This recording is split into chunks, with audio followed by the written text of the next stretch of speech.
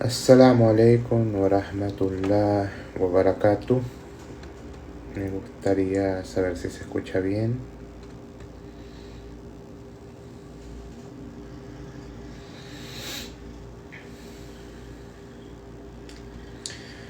Assalamu alaikum. ¿Alguien me puede decir si se escucha bien, por favor?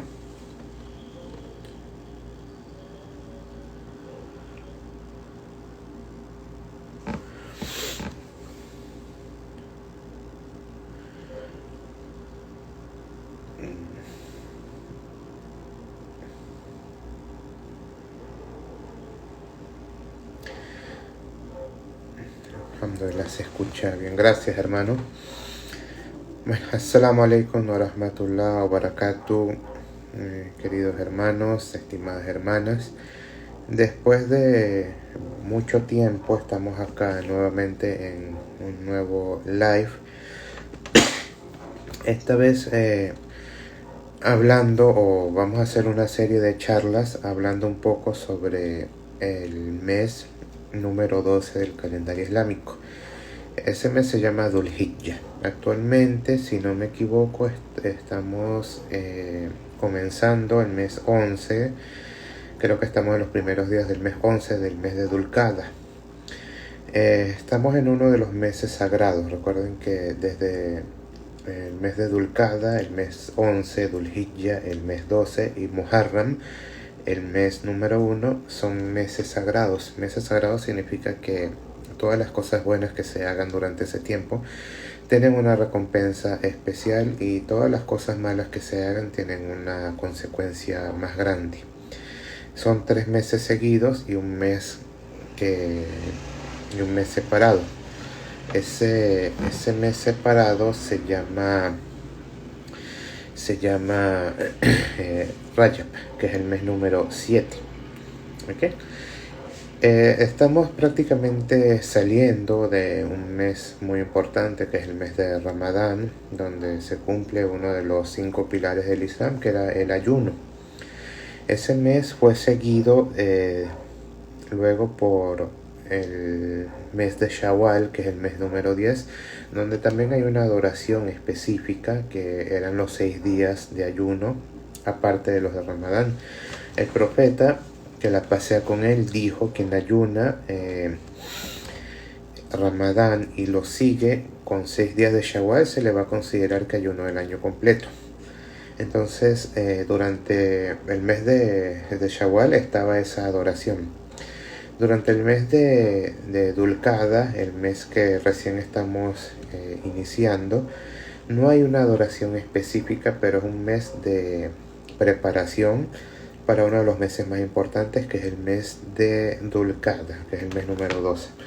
¿Por qué es tan importante ese mes? ¿Qué tiene de importante ese mes? Es muy muy importante. Realmente en ese mes está el día más importante de todo el año, que es el día de Arafah, en el que las personas que están haciendo el Hajj, que están peregrinando, se dirigen al monte de Arafah y empiezan a suplicar, empiezan a hacer súplicas, y todas esas súplicas son respondidas, alhamdulillah. Y las personas que no podemos ir al Hajj, que las personas que nos vemos impedidas de ir al Hajj, nos quedamos acá, pero no por ello significa que no compartamos las bendiciones de nuestros hermanos en el Hajj, ni que no tengamos una adoración que hacer. Al contrario, sí tenemos una adoración que hacer, que es el ayuno, el ayuno el día de Arafah, que tiene una recompensa bastante grande. También está el día del sacrificio, digamos el Hajj al-Akbar, donde tanto los peregrinos, los que están haciendo el Hajj, como los que no estamos haciendo el Hajj, tenemos una sunna muakkada de degollar un cordero por familia, o entre 7 familias, degollar una vaca o un camello. ¿Alguien sabe cuál es la diferencia entre algo que es sunna y cuando algo se dice que es sunna muakkada?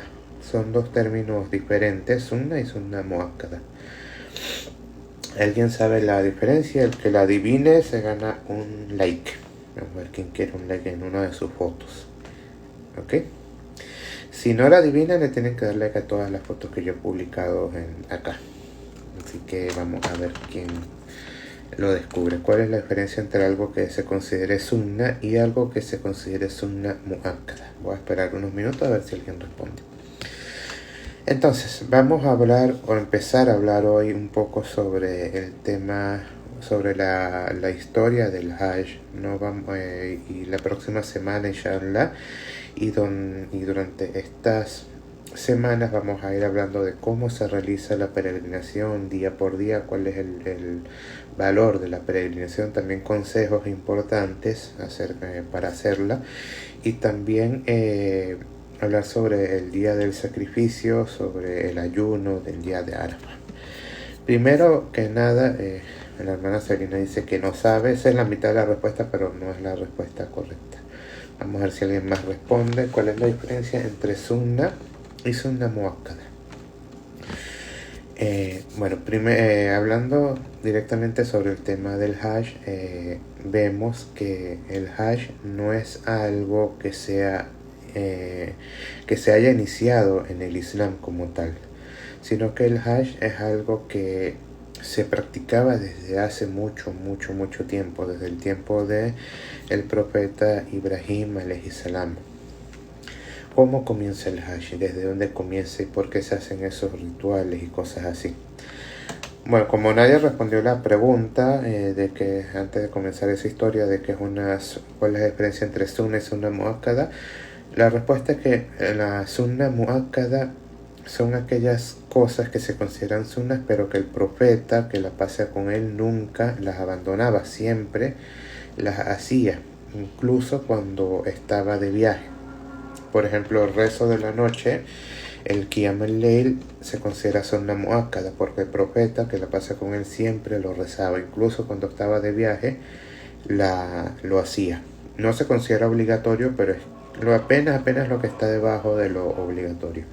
Algo que el profeta, que la pasa con él, no abandonaba nunca, ni siquiera en situaciones de viaje, que es cuando él normalmente era más flexible con el tema de las horas, de las adoraciones voluntarias, y hasta algunas de las obligatorias, por ejemplo el ayuno, que no se hacía mientras la persona viajaba, o no se recomendaba hacer mientras la persona viajaba. Entonces, hace mucho tiempo, hace miles de años, cuando el profeta Ibrahim alayhi salam estuvo caminando con su esposa, por el desierto, lo que es Arabia Saudita hoy en día, Allah subhanahu wa ta'ala le da una prueba y le dice que abandone a su esposa y a su hijo Ismael, que era apenas un bebé. Abandonarlos en el desierto. Él ve esa revelación, se preocupa, se asusta. Pónganse cualquiera de ustedes en su lugar. ¿Y qué harían ustedes en el caso de que Allah subhanahu wa ta'ala les ordene abandonar a su familia en un lugar donde prácticamente no tendrían posibilidades de sobrevivir? Además, si es un bebé, ¿ustedes abandonarían a su bebé en un desierto si eso fuera la orden de Allah? Él estaba preocupado, él estaba tenía que tomar una decisión muy difícil, una decisión muy fuerte, y él lo consulta con su esposa. Él le informa a su esposa que Allah le está ordenando que los deje en el desierto, que los abandone. Y su esposa, que era una mujer creyente, también se sorprende, Hajar, que Allah le dé la mejor recompensa. También se sorprende. ¿Qué harían ustedes, las hermanas acá que están casadas, si su esposo de repente un día les dice: mira, Allah me ordenó que te abandone en el desierto? Aleikum salam, María Teresa, esa es mi mamá. Hola, mamá. Siempre está en todas las clases. ¿Qué harían ustedes si Allah le ordenara a su esposo que las dejara en un lugar inhóspito, en un lugar como en un desierto? ¿Obedecerían la orden? ¿Harían que su esposo obedeciera la orden? La respuesta de la esposa de Ibrahim no fue menor a la fe de Ibrahim, y ella le dijo: si es que Allah te lo está ordenando, obedécelo, cumple la orden de Allah. Déjanos acá que Allah nos va a ser suficiente. Esto forma parte de la fe absoluta en Allah que la persona debe tener, y no poner esperanzas en la creación sino en el creador. Por lo que, aunque ella estaba en un desierto, aunque era un lugar inhóspito, sin comida, sin agua y con un bebé, ella sabía que Allah no la iba a abandonar. Voy a hacer un paréntesis para contarle una historia que a mí me gusta mucho, que dice que cuando el profeta Muhammad, que la pasa con él, nació, ese fue el año del elefante, el año en que un ejército dividido por Abraha, el rey de lo que era el Yemen, intentó invadir la Meca con un ejército de soldados y un ejército de elefantes de guerra o entrenados para la guerra. Intentó invadir Meca. Cuando él llega a las afueras de Meca, él encuentra un rebaño de camellos y Abraha se apodera de esos camellos. ¿Y a quién pertenecían esos camellos? Pertenecían a Abdul Muttalib, el abuelo del profeta que la pasea con él. Cuando Abdul Muttalib se da cuenta que se robaron sus camellos, él sale en la noche, solo, sin armas, y va a hablar con Abraha y le dice: vengo a buscar mis camellos, los que me quitaste. Y Abraha lo mira sorprendido y le dice: o sea, estoy acá con un ejército, voy a invadir tu ciudad, voy a destruir tu ciudad, y a ti lo que te importa son tus camellos. Y él le dice: mis camellos son míos y yo me preocupo por ellos, pero la Kaaba, la casa que tú quieres destruir, tiene un Dios, tiene un Señor, y ese Señor es el que se va a encargar de cuidar esa casa, de protegerla. Yo me encargo de mis camellos y la casa va a ser cuidada por su Señor. Entonces vean que prácticamente algo parecido es lo que pasó con Hajar, la esposa de Ibrahim. O sea, ella prácticamente supo a ciencia cierta que Ibrahim era su esposo, pero no era su Señor, no era su creador, no era su sustentador. Por lo que no tuvo miedo y le dijo: si eso es lo que Allah te ordena, vete. Entonces lo mismo aplica para nosotros cuando una persona se nos vaya, cuando una persona nos falle, cuando una persona no esté para nosotros. Recuerda que esa persona no es tu Señor, esa persona no es tu creador, no es tu sustentador, y no necesitas realmente de esa persona, sea quien sea. Así como Hajar no necesitaba de Ibrahim salam para sobrevivir, nosotros tampoco necesitamos de nadie, nada de nadie, excepto de nuestro Señor, que es Allah, enaltecido sea. Entonces Ibrahim da media vuelta y se va, y se queda Hajar sola con el niño, con el bebé. Al poco tiempo el niño empieza a sentir sed y empieza a llorar. Entonces Hajar empieza a preocuparse, empieza a tratar de encontrar algo para comer. Ahí está, me está saludando Maram, esa es mi hija, para los que no saben, es mi niña. Yo también te quiero, Maram. Cuando el niño empieza a llorar por sed, Hajar empieza a buscar agua. Ella empieza a escuchar agua, pero no la encuentra, no sabe dónde está esa agua. La empieza a buscarla por aquí, empieza a buscarla por allá, pero no la encuentra. Pero ella la escucha. Entonces ella se sube en una montaña, que esa montaña se llama Safa. Y ella empieza a mirar a los lados, empieza a mirar a todas partes, a ver dónde estaba esa agua que ella estaba escuchando correr. Como no la escucha, ella se baja de la montaña de Safa y se va corriendo a otra montaña que se llamaba Marwa. Ella se sube en la montaña de Marwa y sigue buscando el agua, pero no la encuentra. Entonces se baja nuevamente y se va corriendo, corre una parte y se vuelve a subir en la montaña de Safa y sigue buscando el agua. Luego se baja otra vez y empieza a buscar el agua desde la montaña de Marwa, y hace ese recorrido 7 veces. Empieza en Safa y terminó en Marwa. Hace 1, 2, 3, 4, 5, 6, 7.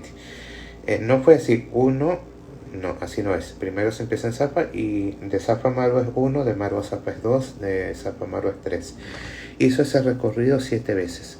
Hay sabios que dicen por qué Ella tuvo que hacer ese recorrido 7 veces y no lo hizo una sola vez porque no encontró el agua inmediatamente. Ellos explican que mientras ella buscaba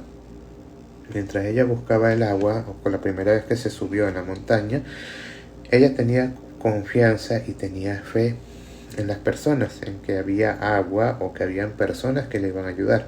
Cuando se baja de Safa y se va a Marwa, su confianza en las personas disminuye y su confianza en Allah aumenta. Cuando regresa nuevamente, su confianza en las personas sigue bajando y su confianza en Allah sigue aumentando, hasta que ya la séptima vez ella ya no tenía esperanza en las personas, sino que su esperanza estaba completamente puesta en Allah. Por eso es que se hizo ese recorrido 7 veces. La séptima vez que ella se recorrió, ella ve el agua. Ella empieza a ver el agua, y según algunos historiadores, algunos sabios, Allah subhanahu wa ta'ala le ordenó al ángel Gabriel, al ángel Jibril, que golpeara en la tierra con su pie, y empieza a fluir agua, empieza a fluir mucha agua de la tierra, y ella se dirige y ella empieza a agarrar el agua y hace como un pequeño pozo, o sea, hace como unas paredes pequeñas de tierra para que el agua se mantuviera allí. El profeta Muhammad, que la pasa con él, posteriormente dijo, si ella no hubiera hecho eso, dijo que Allah tenga misericordia de ella, si ella no hubiera hecho eso, esa agua es el agua de Zamzam. El agua de Zamzam no sería un pozo, sino que sería un gran lago. O sea, si ella hubiera dejado que el agua fluyera, no hubiera sido un pozo, sino que hubiera sido un gran lago. Pero como ella la encerró en esas paredes que ella construyó, que eran pequeñas, pero ella las hizo, el agua quedó en forma de pozo. Y empieza a salir agua, y ella toma, y también toma a su hijo hasta quedar llenos, hasta quedar saciados. ¿Qué pasa en el desierto cuando aparece agua? Vienen pájaros que están volando buscando agua, y cuando vieron ese pozo, cuando se dieron cuenta que ahí había agua, bajaron y empezaron a tomar allí. Detrás de los pájaros siempre los iban siguiendo los beduinos. Los beduinos son las personas que viven en el desierto. Son personas que van siguiendo las aves, van siguiendo los animales en busca de agua. Y empiezan a llegar beduinos hacia ese lugar. Y ella, la esposa de Ibrahim, salam, le dice a ellos, vamos a hacer un trato. El agua me pertenece a mí y a mi familia, pero ustedes la pueden utilizar como la necesiten. O sea, pueden tomar todo el agua que necesiten, pueden usar todo el agua que necesiten, pero el pozo es mío y de mi familia. ¿Ok? Entonces ese fue el trato. Usen toda el agua que quieran, pero el pozo me pertenece a mí y a mi familia. Entonces las personas, al ver que la fuente de agua no acababa, no era un pozo común y corriente, sino que el agua salía, empiezan a establecerse allí. Empiezan a construir casas, primero cabañas, chozas, después van construyendo más casas y después más, sigue viniendo más personas, empiezan a crecer y se empieza a formar una pequeña ciudad que va creciendo poco a poco. Esa ciudad hoy en día todavía se mantiene, y esa ciudad se llama Macca al-Mukarrama. Ese es el origen de la ciudad de Macca. El pozo de agua, el pozo de Zamzam, todavía está allí. Es uno de los milagros permanentes, uno de los milagros palpables que todavía existen. Es un pozo que tiene pocos metros de profundidad. No es un pozo que sea muy grande, sino que es un pozo realmente relativamente pequeño, pero siempre por milagro de Allah, por el decreto de Allah subhanahu wa ta'ala, siempre se mantiene a un mismo nivel. Saquen el agua que saquen todo lo que puedan sacar, siempre se mantiene el mismo nivel. Saquen mucho, saquen poco, siempre sale, el agua siempre permanece al mismo nivel. Y todos los días, bueno, hoy en día no tanto por el tema de la pandemia, que no se consume tanto, pero en otros tipos de días normales, por así decirlo, sacan miles y miles de litros por hora. Todas las personas que van a hacer el Hajj, o las personas que visitan a la mezquita sagrada, toman de esa agua y se llevan a sus países Hay personas que siempre se llevan, no todas las personas que van de visita se llevan agua, mandan desagua a otras ciudades, mandan desagua a otras mezquitas, es decir, sacan miles y miles de litros por hora y el agua se mantiene al mismo nivel, el agua no varía. Y es una de las cosas que el profeta que la pasea con él informó, que tiene bendiciones, que tiene cura. El agua de Zamzam es una cosa, la miel es otra, la semillita negra, Habbatus Sauda, también es otra. Entonces el agua de Zamzam desde ese momento, hace miles de años, en la época de Hajar, la esposa del profeta Ibrahim, que la pasea con ellos, apareció. Todavía seguimos aprovechando esa bendición de Allah. No sé si alguno de los que están acá la han probado. Si no, espero que inshallah pronto tengan la oportunidad de, ya sea que alguien les dé o que tengan la posibilidad de viajar para allá y probarla. Entonces así se crea Mecca. Pasan los años, Ismail, que en ese momento era el bebé, crece, se hace un hombre y Allah le permite volver, le permite regresar a donde los había abandonado, al lugar donde los había dejado, para que se reencuentre con su hijo. Entonces Ibrahim regresa con el permiso de Allah hacia Mecca, se reencuentra con su hijo y entre ambos se forma una relación muy bonita, una relación de padre e hijo donde hay mucho amor, hay mucho compañerismo, hay mucha obediencia y Ibrahim le toma un gran amor a su hijo. Pero, ¿cuál es lo que se llama en el Islam como la sunna de Allah en la tierra? Es la prueba. Las pruebas de Allah siempre va a probar a las personas. Entonces, Ibrahim ya había sido probado anteriormente con su hijo cuando Allah le ordena abandonarlo. Pero Allah tiene una prueba preparada para Ibrahim mucho más difícil. Ya esta vez no era abandonarlo, sino que esta vez era sacrificarlo. Les pregunto a los que están en línea si qué harían ustedes si una persona les dice o que Dios les escucha a una persona decir que Dios le ordena que sacrifique a su hijo. ¿Qué pensarían de esa persona? Dirían que es una persona creyente, que es una persona que tiene mucho fervor, o dirían que es una persona que está loca. ¿Qué dirían de una persona que les diga eso? Que les diría que Allah subhanahu wa ta'ala les ordena sacrificar a su hijo. Eso fue la orden que Allah le dio al profeta Ibrahim. ¿Cómo se la dice? A través de los sueños. Allah le reveló al profeta Ibrahim que degollara a su hijo o que sacrificara a su hijo a través de los sueños. ¿Dónde aparece esto? Esto aparece en el Corán, en la Sura 37.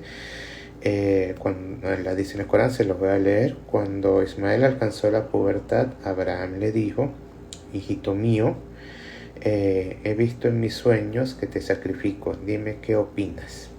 ¿Qué opinaría alguno de ustedes si su papá o su mamá se levanta y en la mañana y les dice: hijo, visto que te tengo que sacrificar en mis sueños, ¿qué opinas?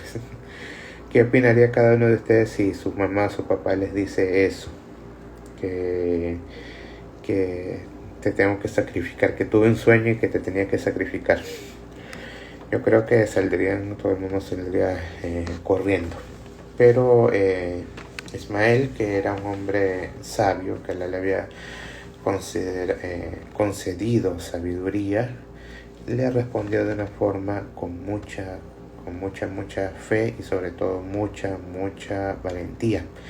Él le dijo: Padre mío, haz lo que se te ha sido ordenado. Encontrarás, si Dios quiere, que soy de los pacientes o que se lee de los pacientes. Es decir, si Allah te ordena que me sacrifiques, haz lo que se te ordena. No desobedezcas a Allah, aunque eso signifique sacrificarme a mí. Entonces vean qué fe tan grande hay que tener para estar en una situación como esa. Ya vimos que anteriormente Hajar tuvo una fe muy grande cuando Allah le ordenó a Ibrahim que la abandonara en el desierto, y él le dijo, haz lo que se te ordena, y ahora su hijo le responde lo mismo: si es lo que se te ordena, hazlo. Luego Allah dice en el Corán: cuando ambos se reclinaron y Abraham lo echó sobre la frente a Ismael para sacrificarlo, es decir, cuando hay una historia más allá de esto que está más detallada que la que aparece en el Corán, que es cuando Abraham y Ismael, que la pasé con ellos, sabían que tenían que obedecer esa orden. Ellos iban caminando, ellos iban juntos al lugar donde iba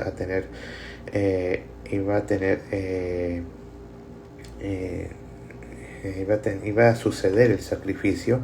El shaitán, el demonio, se les aparecía, y mientras se les aparecía los provocaba. O sea, les decía: no hagas eso, cómo vas a sacrificar a tu hijo. Le trataba de meter miedo, les trataba de hacer dudar, de vacilar sobre eso. Y mientras se les aparecía, cada vez que se les aparecía, ellos le tiraban piedras, lo lapidaban, o sea, le tiraban piedras para espantarlos. Le decían: Idhab ya Rajim, vete, tu ser maldecido, y lo espantaban con piedras. Eso se le apareció 3 veces, y eso tiene un acto simbólico que lo vamos a ver más adelante, inshallah, cuando hablemos sobre cómo se realiza la peregrinación. Cuando Ibrahim o Abraham llega a ese lugar donde iba a sacrificar a su hijo, él lo acuesta y le voltea la cabeza hacia el otro lado como una misericordia para que él no viera lo que iba a pasar.